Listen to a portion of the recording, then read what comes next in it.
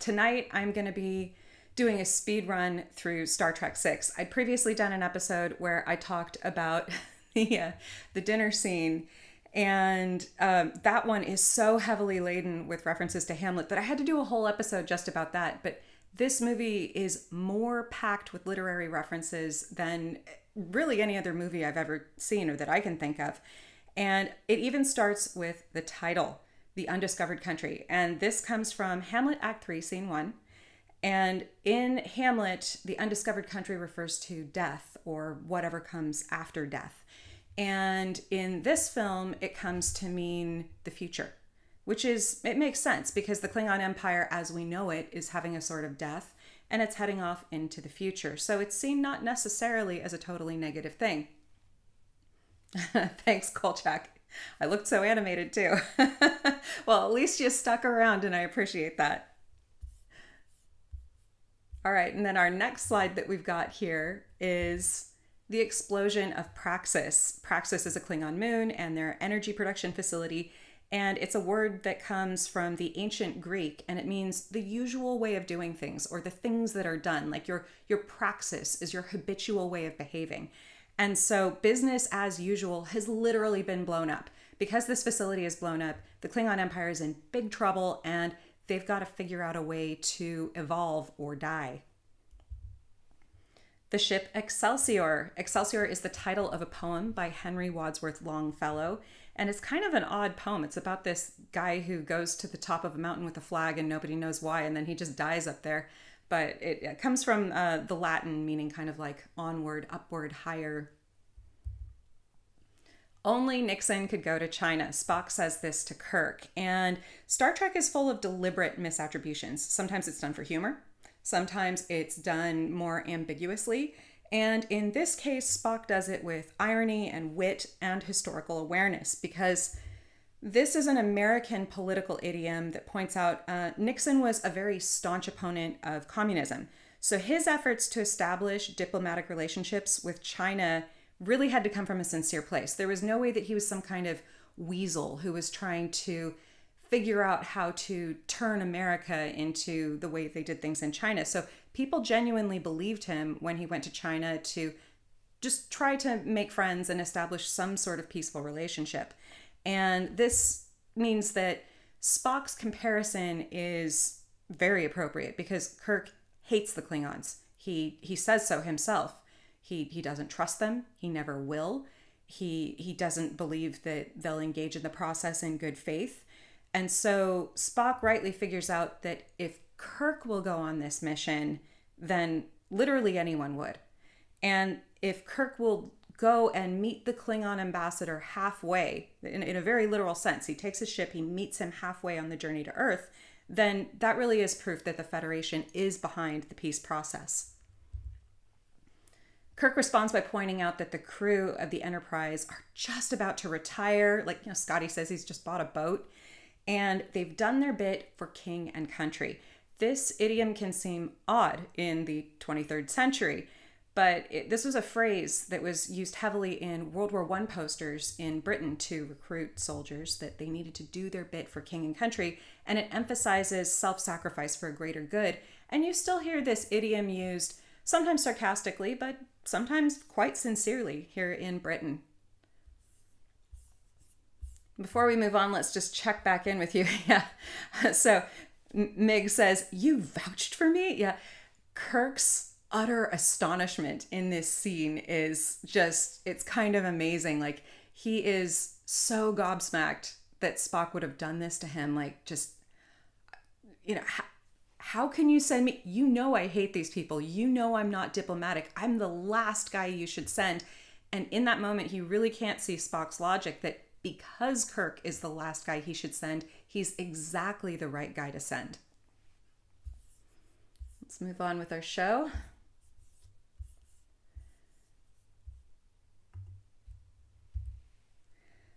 Valeris, who is the villainess of our film, she is named for Eris, the Greek goddess of strife. And she does nothing but cause problems. She's so pleasant and, professional that it's very easy to overlook how disruptive she is the first time you see this film. She starts the mission by contradicting the captain's orders when they leave the space dock. She enters the captain's quarters without permission, says permission to speak freely, and then just starts talking without waiting for permission. And then she fires a phaser in the kitchen just to show off. She's the one who suggests that Romulan ale be served at the diplomatic dinner with the Klingons, and that does not help anyone behave any better.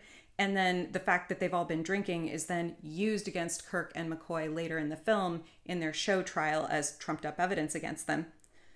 And Uhura's face says it all. Like, this girl's trouble. This is her reaction when Valeris contradicts Captain Kirk as they set off from space dock on their final mission. Valeris is very similar to Lady Macbeth from the Shakespeare play Macbeth in that she leads an assassination plot, but she does not do the deed herself. Instead, she gets someone else to do it for her, and then she frames innocent people for the crime. She also has something in common with another Shakespeare character, which is Brutus from Julius Caesar.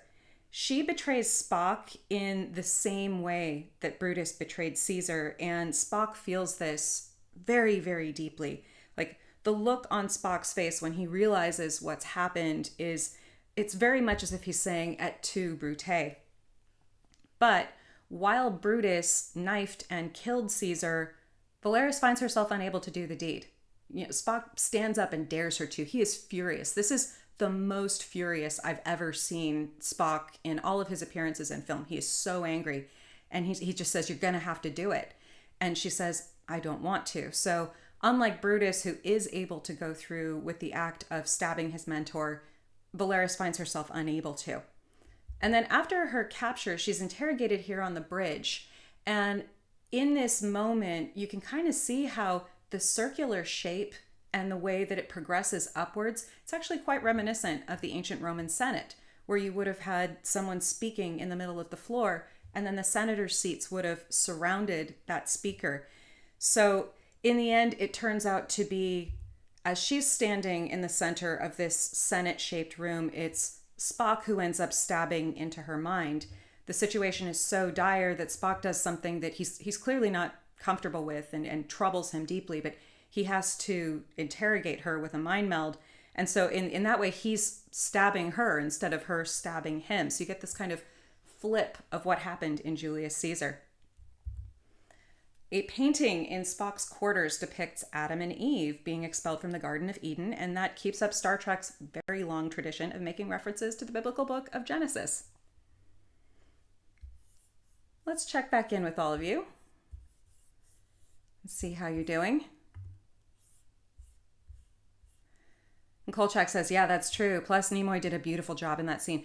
That scene is so well acted because it's so uncomfortable. Like, this is, that's what happens. You have found a spy, a traitor in your midst.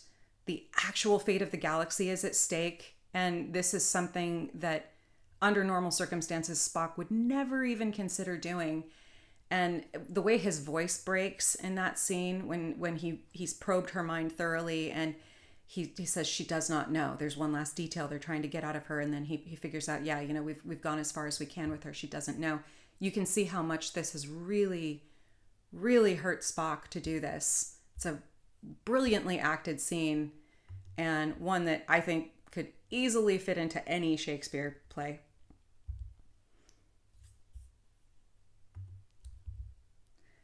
The Klingon flagship is called Kronos 1, and that's named after the Klingon homeworld of Kronos, which in turn is named after Cronus, the Titan from Greek mythology, who's the father of the gods. He's the one who ate all of his children one by one, and then his wife gave him a stone instead of Zeus, so Zeus was able to grow up and defeat him.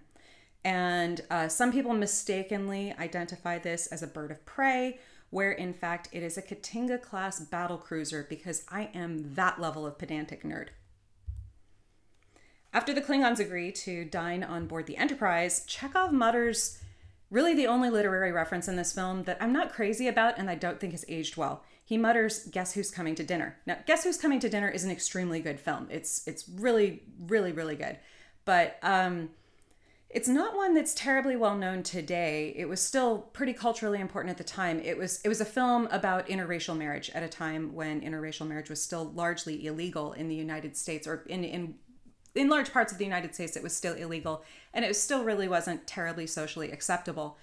Initially, the director had wanted Uhura to speak this line, and Nichelle Nichols refused, and I think that that was right, because it's not that this is a bad movie, and it's not that Star Trek didn't touch on issues related to civil rights or, race or things like that, but this has nothing to do with this film. It just, the themes in Guess Who's Coming to Dinner have nothing to do with this. This is political stuff. This is about the end of the Cold War. It's not necessarily about American race politics. And so, I mean, it's fine. It's just a one-off line. It doesn't ruin anything, but I really feel like this line could have been cut from the film and it actually would have been stronger. So these two Enterprise crew members remind me of Rosencrantz and Guildenstern from Hamlet. They're two dim-witted characters who are manipulated and then disposed of by the scheming royals. And in the same way, Valeris gets the little Enterprise Rosencrantz and Guildenstern guys here. She gets them to do her dirty work. They go on to the Klingon flagship, and they're the triggermen who end up killing the Chancellor. And then later she bumps them off. The dinner scene is so packed with Shakespeare references that I already covered all that in a separate episode, but let's run really quickly through all the pieces of literature that get referenced there, because there's even stuff beyond Shakespeare in this scene. That's how densely packed it was. Gorkon toasts to the undiscovered country, which is from Hamlet's famous soliloquy. I've never been good at saying that. Tell me if you can say soliloquy without thinking about it. So that famous speech from Hamlet starts with "Tach tabe," or "to be or not to be," once you've translated it from the original Klingon. General Chang says this phrase from Hamlet 3 times in the movie. Once in Klingon here, once in reference to his nation's need to survive, and once in irony as he realizes that he is about to die. Chekhov refers to inalienable rights, which comes from the American Declaration of Independence. And then Gorkon's daughter tells him off for using the word alien because she's kind of woke.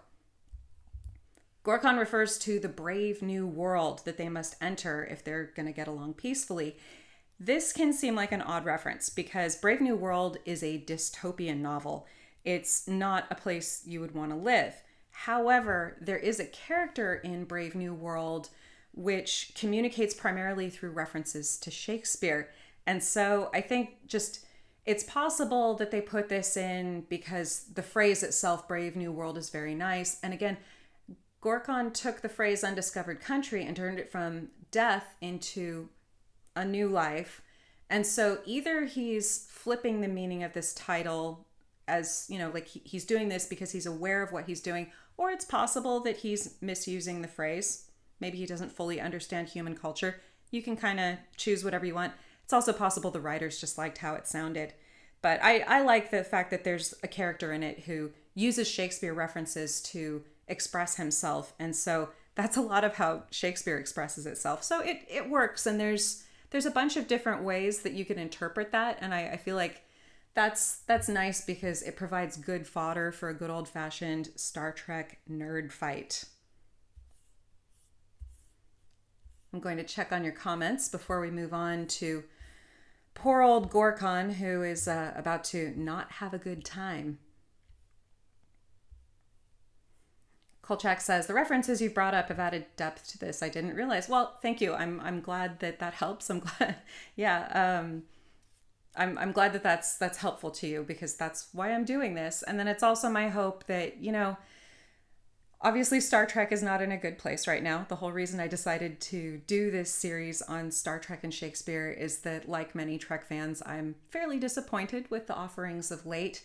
But instead of just making more videos that are like, Star Trek is garbage now, which probably gets more clicks, let's be honest. But instead of contributing to the negativity, what I really want to do here is help us remember why we love these stories in the first place, and also help us think of ways that we can introduce them to kids, whether they're our own kids or nieces, nephews, kids we teach.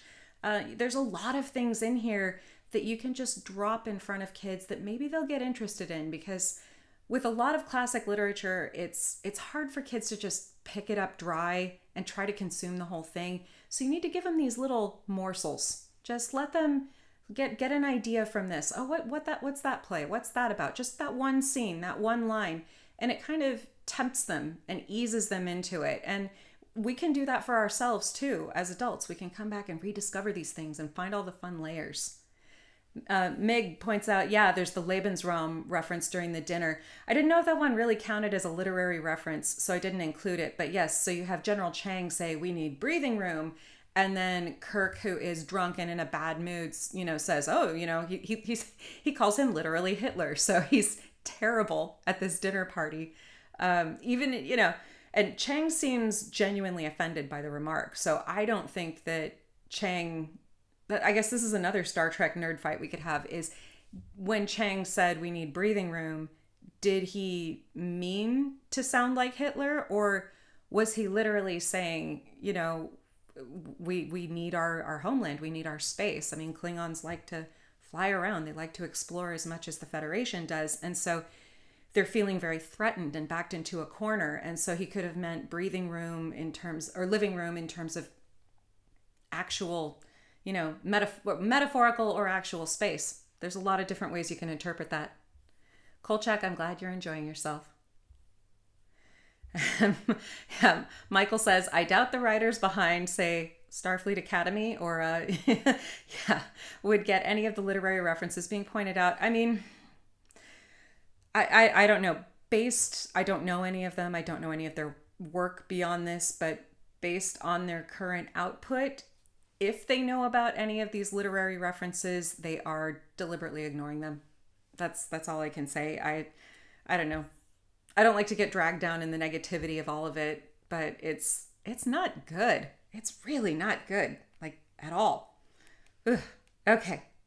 Let's get back to our slideshow, which is much more fun than talking about Starfleet Academy. So speaking of poor Gorkon, he is dispatched in much the same way as King Duncan in the play Macbeth. And Duncan is killed with 2 daggers in Macbeth. Gorkon is killed by 2 men with phasers. Lady Macbeth gets 2 of Duncan's servants drunk, and then she plants the murder weapons on them so that they take the fall. Valeris encourages the officers of the Enterprise to get drunk on Romulan ale, and then she frames Kirk and McCoy for the murder. And she also later gets rid of the 2 actual killers, the Rosencrantz and Guildenstern we just talked about before from earlier on. So you can really see how the murder is very much paralleling what happens in Macbeth.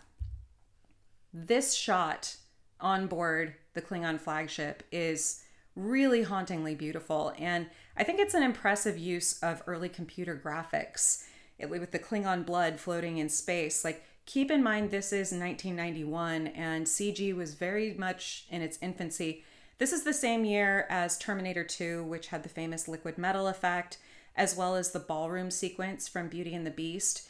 And I think those 2 things were rightly getting a lot of attention, but it means that this more subtle use of the technology to really make some pioneering use of liquid effects, it gets overlooked. So let's just give a little love to the VFX artists who clearly worked very hard on this scene, because it's so haunting. And I have to say that this scene has always reminded me of a line spoken by Lady Macbeth in Act 5, Scene 1 of Macbeth, which is, "Yet who would have thought the old man to have so much blood in him?"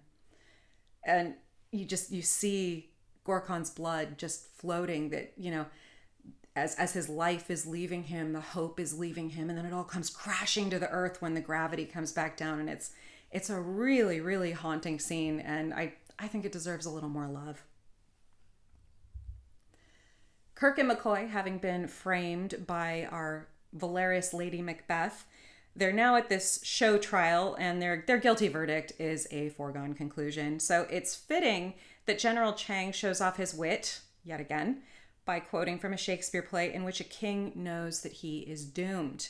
Chang quips, "Let us sit on the ground and tell stories of the death of kings." That's from Richard II, Act 3, Scene 2. And this is when King Richard is sitting on a beach with the few remnants of his supporters, and he knows the end is near. He knows an army's going to come and get him. He's lost. He's going to lose his throne. He's going to lose it all. And that's basically the position that Kirk is in. He knows that this trial is a joke, and he just kind of tries to maintain his dignity. You see McCoy panic a little bit, but that's in character for McCoy, who's always very emotional and hot-headed. Meanwhile, Spock is racing against time to solve the crime, to save his friends, as well as try to find possibility for peace with the Klingons. And in considering the evidence, he quotes this line from the short story, The Fate of the Evangeline by Arthur Conan Doyle. Exclude the impossible, and what is left, however improbable, must be the truth. Spock casually mentions in this scene that he's a descendant of Arthur Conan Doyle, which would make Spock an Irishman.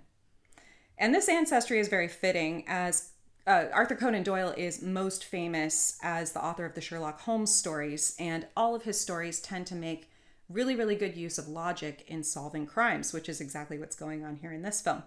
The Fate of the Evangeline is not a Sherlock Holmes story, but Spock as a character, you can see where he's got quite a lot in common with Holmes. And if you've got teenagers, I really recommend digging up some of those old Sherlock Holmes stories. They're not very long. They don't take very long to read, and they're a lot of fun. And because there's so many different ones and they kind of reference each other a little bit here and there, yeah, they're just a lot of fun for teenagers, especially if you have a kid who isn't interested in picking up something the size of a brick, or is maybe a little bit of a reluctant reader and wants something that's kind of more fun.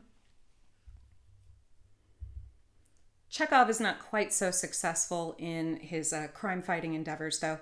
He accuses a crewman of being the owner of an incriminating boot, and he says, "Perhaps you know Russian epic of Cinderella. If shoe fits, wear it." Chekhov is doubly wrong. First, because Cinderella is not a Russian story. Cinderella stories have been around all over the world for much longer than Russia has ever existed. And secondly, because there is no way that dude is wearing boots made for human feet. This is a nice playful send-up of how Chekhov is always saying that everything awesome always comes from Russia. And it's also a nice continuation of Star Trek's long tradition of intentional misattributions. And I feel like that's also something you could talk about with kids, especially if you're a teacher, because obviously misinformation, bad quotes, misattributions, you Google something and then you just get whatever you find off AI, something like that. This is a huge problem for kids who are doing research and writing papers. And the fact that Star Trek deliberately messes with you by throwing out misattributions every now and then, it keeps you on your toes, and it makes you fact check and think, oh, is that really where that quote came from? Now, before we get on to poor McCoy and Kirk, I'm just going to come back to you and see how you're all doing.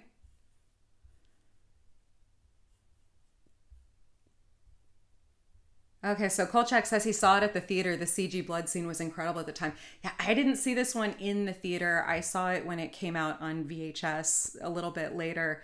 But yeah, I bet that looked amazing on the big screen. It must have been so haunting. Like, I just remember seeing it for the first time and just the hairs on my arms standing up, because I was only barely old enough to be seeing stuff like that. And so it was really just fascinating and scary and weird to me. And Kolchak also says these Macbeth connections to Gorkon's death, yeah, they're so well done. The thing that makes it so good, and this is all down to Nicholas Meyer, who wrote and directed both Star Trek II and Star Trek VI. I mean, other people contributed to the writing as well, but Nicholas Meyer directed Star Trek II and Star Trek VI, and those are the two Shakespearean films. He also helped write Star Trek IV, which is the fun one. So everybody always says that the odd-numbered Star Treks were bad and the even-numbered ones are good. And I think that the common ingredient there is Nicholas Meyer.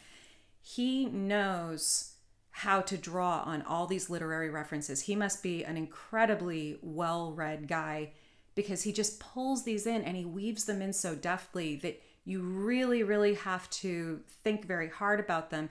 But it's nice because it's pulling on these references that maybe even if we don't make the explicit connection, they're going to be in our minds. They're going to be in our imaginations. And so we're just going to be able to recognize the patterns, even if we're not fully aware of exactly where they come from at the time.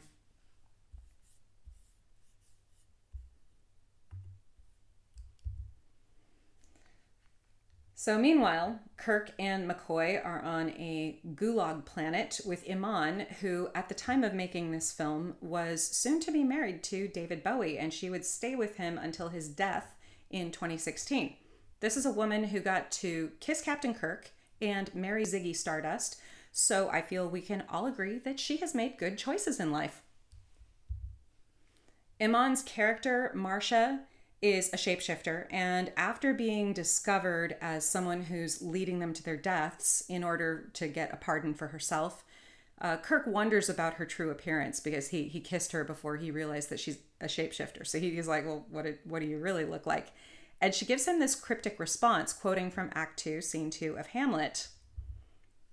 I thought I would assume a pleasing shape. And that comes from this speech where Hamlet has just seen the ghost of his father, and he's trying to figure out, like, was that really my dad giving me real instructions, or was this some kind of demon who's trying to lead me astray? And so what he says is, the spirit that I have seen may be a devil, and the devil hath power to assume a pleasing shape, yea, and perhaps, out of my weakness and my melancholy, as he is very potent with such spirits, abuses me to damn me. And that's exactly what Marcia is. She turns out to be someone who is manipulating and intends to get both Kirk and McCoy killed.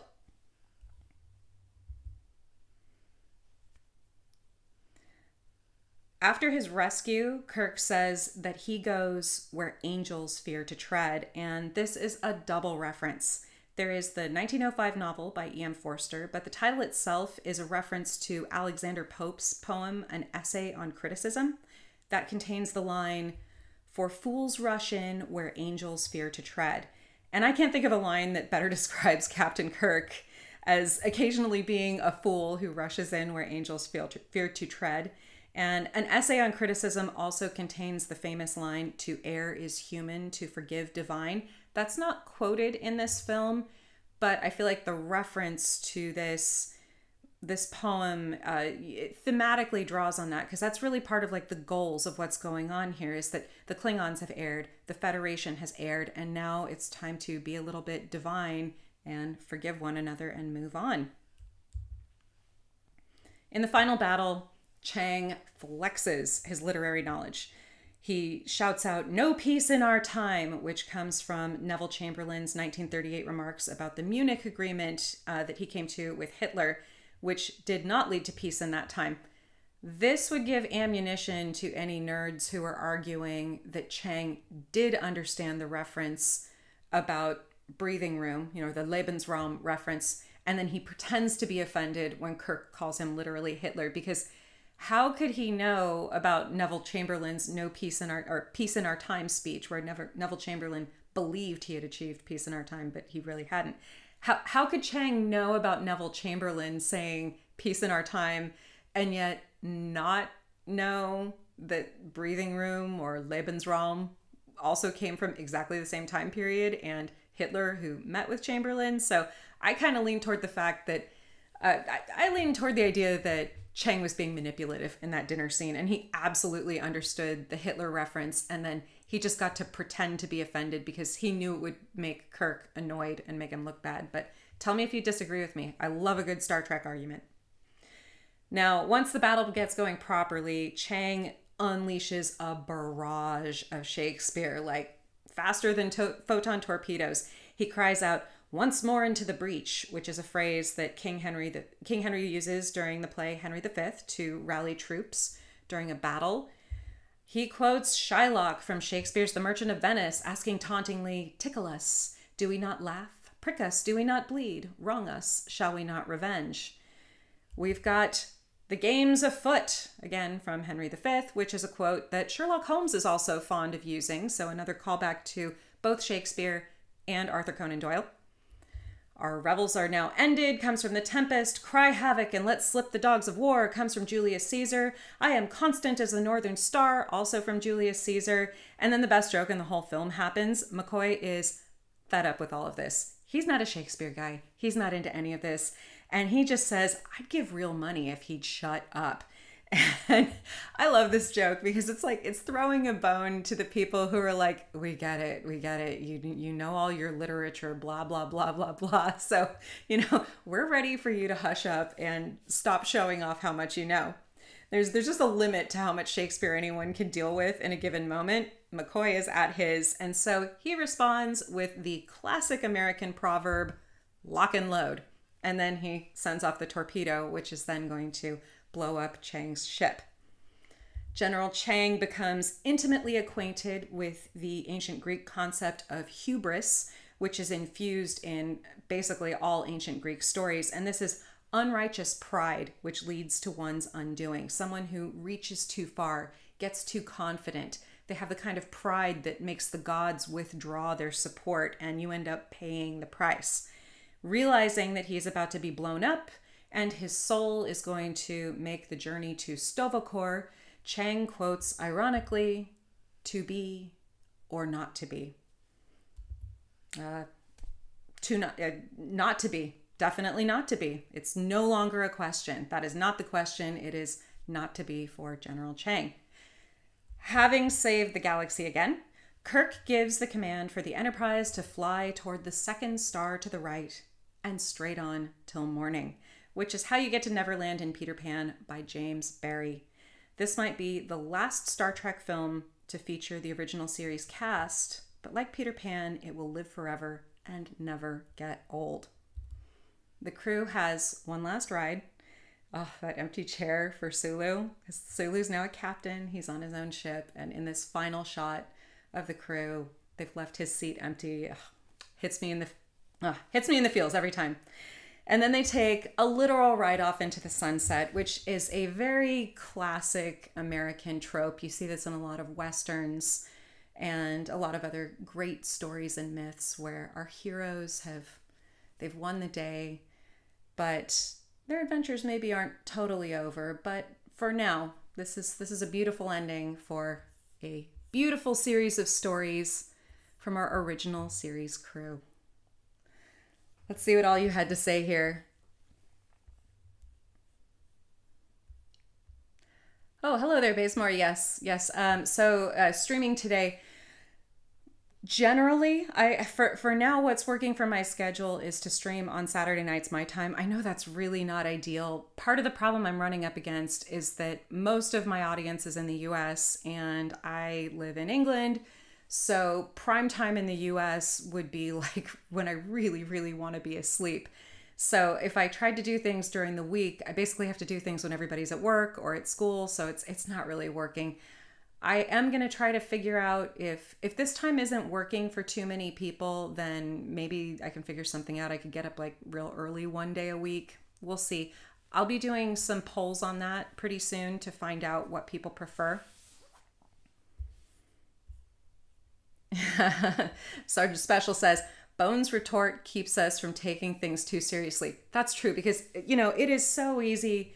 It's fun to have all these juicy literary references and discussions, but it is so easy for it to tip over into being pretentious or you're just like flexing and showing off. And I think what Star Trek does a really good job of is it brings in the highbrow references, but then it'll do stuff to keep you humble, and it has enough fun and action and fighting and all of that like, this isn't snooty Shakespeare. This is Shakespeare for everybody. This is culture for everybody. And yeah, Bones is the one who keeps us honest because he's not down for any of this hoity-toity stuff.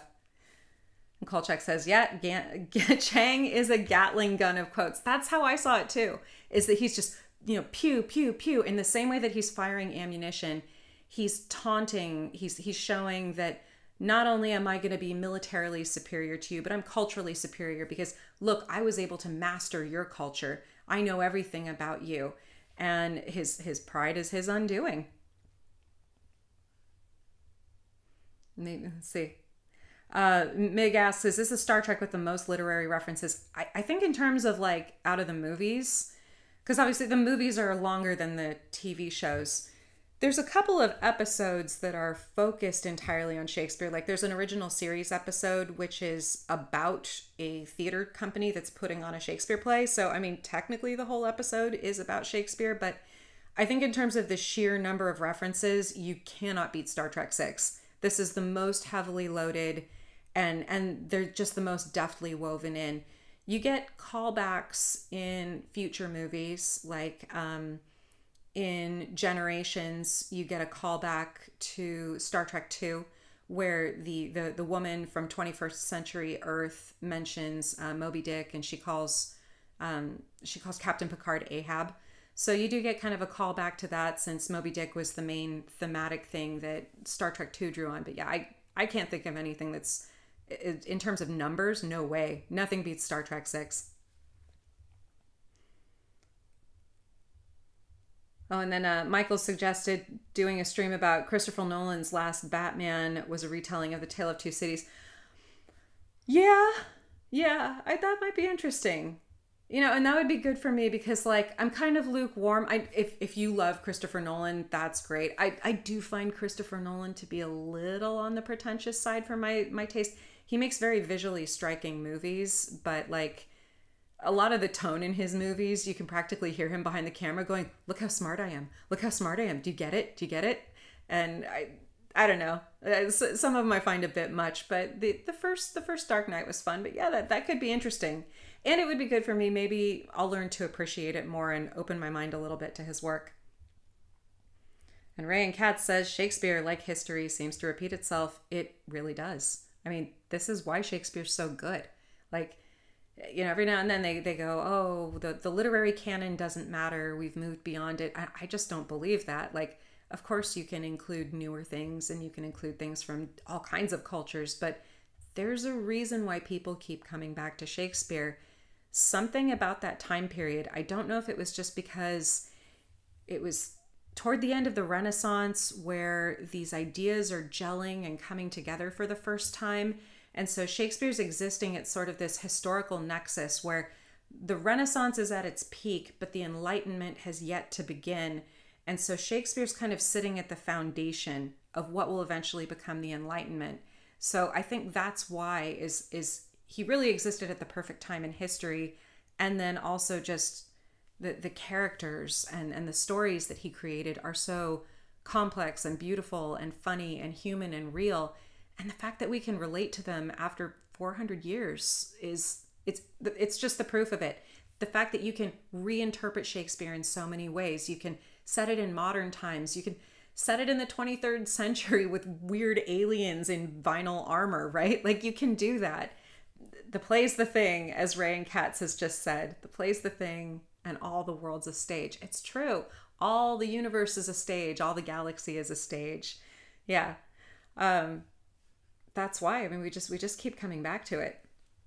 So Sergeant Special says, it's funny because she didn't even understand the context of the Moby Dick quote. She just knew it as a saying.